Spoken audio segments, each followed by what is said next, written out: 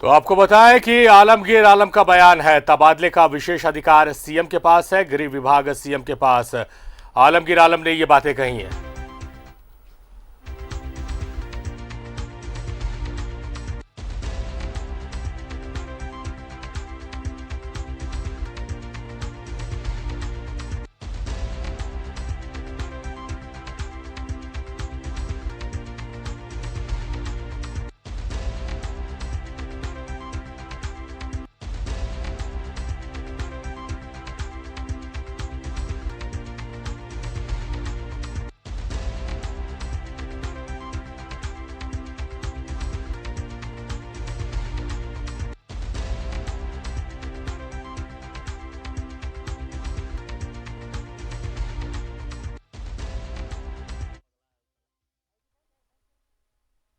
ये आज जो है निराधार है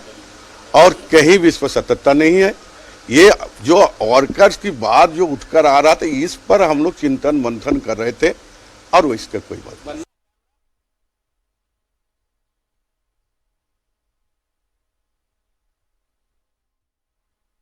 ये आज जो है निराधार है और कहीं भी इस पर सत्यता नहीं है। ये जो वर्कर्स की बात जो उठकर आ रहा था, इस पर हम लोग चिंतन मंथन कर रहे थे और वो इसका कोई बात नहीं।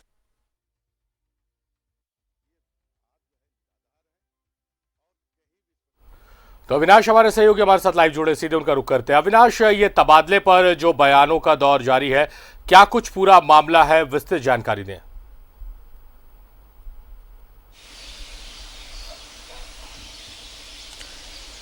देखिए शारिफ, जिस तबादले को लेकर चर्चा हो रही है और साफ तौर पर अगर हम कहें, आलमगीर आलम ने स्पष्ट कर दिया है कि कहीं से भी कोई इस तरह की बात नहीं है, कोई नाराज़गी नहीं है। और जिन बातों को लेकर सवाल उठाए जा रहे थे, दरअसल उन शब्दों के प्रयोग और समझने की एक भूल आप कह सकते हैं कि इससे ज़्यादा और कुछ नहीं है। आज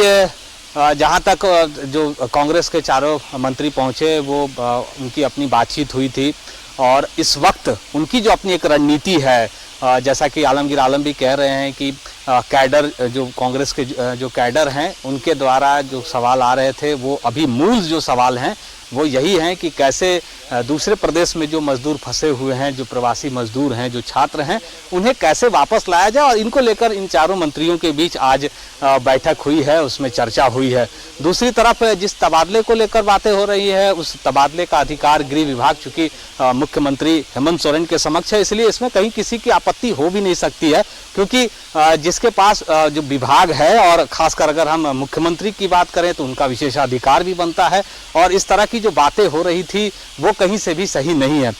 आज भी अगर हम देखें शारिफ, दिन भर भी अगर हम पूरे प्रोजेक्ट भवन में जिस बात को लेकर, चाहे वो अधिकारियों की बात करें, मंत्रियों की बात करें, खुद मुख्यमंत्री की भी अगर हम बात करें, आज पलामू प्रमंडल और कोल्हान प्रमंडल के जितने भी विधायक हैं, सांसदों के साथ उनकी वीडियो कॉन्फ्रेंसिंग चल रही थी और उसमें भी ये सारे सवाल आए हैं कि कैसे हम जितना जल्दी हो अपने जो राज्य के वैसे लोग हैं, जो मजदूर हैं, जो दूसरे राज्यों में फंसे हुए हैं, जो छात्र हैं, जो दूसरे इंस्टीट्यूट में शिक्षा ग्रहण करने के लिए गए थे, चाहे वो कोटा की बात करें या देश के दूसरे किसी राज्य की बात करें, वहाँ से उनकी वापसी होना। और लगातार दिन भर अगर बात करें तो ये दूसरी बार भी बैठक हुई है, जो नोडल ऑफिसर बनाए गए थे उनकी बैठक हुई और इसमें अब रास्ता निकालने की एक कोशिश हो रही है कि कैसे रास्ता निकाला जाए। आज से ही शुरुआत होने वाली है शारिफ, आपको बताना चाहेंगे जिस ओर आलमगीर आलम लोगों का ध्यान आकृष्ट करा रहे हैं और जो वो अपनी बातें कह रहे हैं, पार्टी की तरफ से जिस कैडर का हवाला दे रहे हैं, आज से ये शुरुआत होने वाली है। संभवतः झारखंड में जो बंगाल के जो मजदूर यहाँ कार्यरत थे और लॉकडाउन के दौरान उनके 14 दिनों का उन्हें क्वारंटाइन किया गया था, उनकी अवधि समाप्त हो गई है और उन्हें वापस बंगाल भेजने का कार्य आज रात में संपन्न होगा। और जो बस उन्हें लेकर बंगाल जाएगी, उसी बस से जो झारखंड के मजदूर बंगाल में फंसे हुए हैं और उनका भी वहाँ 14 दिनों का क्वारंटाइन खत्म हो चुका है, उन्हें वापस लेकर ये बस आएगी। तो ये जो एक राज्य से दूसरे राज्यों में जो मजदूर फंसे हैं या छात्रों की बात करें तो जिसको लेकर इंतजार इतने दिनों से चल रहा था, उसकी एक शुरुआत हो गई है। और आलमगीर आलम इसी बात को अपने बैठक जो दूसरे सहयोगी हैं, मंत्रिमंडल के जो सहयोगी हैं, कांग्रेस कोटे के जो मंत्री हैं, उनके बीच उनकी एक बैठक का हवाला वो दे रहे हैं कि दरअसल इस मुद्दे को लेकर आज उनकी एक बैठक हुई है। और दूसरी बात यह भी कह सकते हैं शारिफ कि जिस प्रोजेक्ट भवन में चारों मंत्री, कांग्रेस कोटे के मंत्री आए थे, उनमें से 2 वरिष्ठ मंत्रियों की अगर हम बात करें, रामेश्वर उरांव की अगर हम बात करें, वो इसी प्रोजेक्ट बिल्डिंग में उनका अपना कार्यालय कक्ष है। अगर हम आलमगीर आलम की बात करें तो इसी बिल्डिंग में उनका अपना कक्ष है। और बादल पत्रलेख और बन्ना गुप्ता, जिस संदर्भ में मैं बात कर रहा हूं कि जो प्रवासी जो मजदूर हैं उनको लेकर जो एक बैठक थी, उसी संदर्भ में इनका यहाँ आना हुआ था। मीडिया के द्वारा बहुत सारे जो सवाल किए जा रहे थे, उन्होंने साफ तौर पर ये कह दिया है कि ये कहीं से भी सही नहीं है और जो सवाल किए जा रहे हैं उनको उन्होंने खारिज कर दिया है। शारिफ, ये विवाद, ये जो बयान आया था, ये जो विवाद ट्रांसफर पर शुरू हुआ, ये इसकी शुरुआत कहां से हुई अविनाश?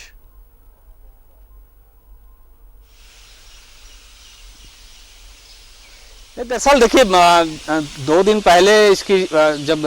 35 आईपीएस अधिकारियों की ट्रांसफ़र हुआ था, उस वक्त ये सारी चीज़ें नहीं थी। लेकिन अचानक से आप कह सकते हैं कि मीडिया में ये बातें सामने आने लगी, कुछ नाराज़गी को लेकर ये बातें आई और जिस तरह से पूरे मामले का पटाक्षेप हुआ है, हम ये कह सकते हैं कि चूँकि आलमगीर आलम जिस वक्त मीडिया से बात कर रहे थे प्रोजेक्ट भवन में, उस वक्त कांग्रेस कोटे के सभी मंत्री, चाहे वो रामेश्वर उरांव की बात करें, बन्ना गुप्ता की बात करें, बादल पत्रलेख की बात करें, और खुद आलमगीर आलम खुद मीडिया से बात कर रहे थे। और उन्होंने जिस तरह से स्पष्ट तौर पर कहा है कि इस तरह की कोई भी बात नहीं है, तो अब इसे देखना होगा कि इस बात की जो शुरुआत हुई थी और जिस तरह से पटाक्षेप हुआ है या जिस तरह से कांग्रेस कोटे के मंत्री ने इसे पूरी तरह से खारिज कर दिया है, अब आने वाले समय में ये बातें कितनी दूर तक जाती है ये अलग बात होगी। लेकिन इस वक्त जो चर्चा पर विराम लग चुका है और कांग्रेस फिलहाल जिसके हवाले से ये बातें हो रही थी, अब कांग्रेस की तरफ से इस तरह की कोई सवाल नहीं किए जा रहे हैं। और होना भी मुझे नहीं लगता है कि आप मुख्यमंत्री के किसी भी विशेषाधिकार को लेकर कोई सवाल उठाएं, खासकर वैसे विभाग को लेकर जो उनके अधीन हो। इसलिए मुख्यमंत्री ने जो निर्णय लिया है उसको लेकर बहुत ज़्यादा सवाल नहीं उठ सकते हैं। और इस बात को खुद आलमगीर आलम ने ही स्पष्ट कर दिया है और उन्होंने स्वीकार भी कर लिया है कि मुख्यमंत्री के किसी भी तरह के इस निर्णय से कहीं से कोई नाराजगी नहीं है, उनका कदम जायज है और वो इस पर सवाल नहीं उठा सकते हैं।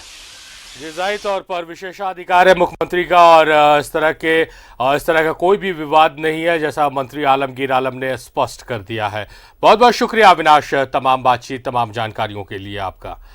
तो मेरे साथ इतना ही, देखते रहिए न्यूजीलैंड भारत।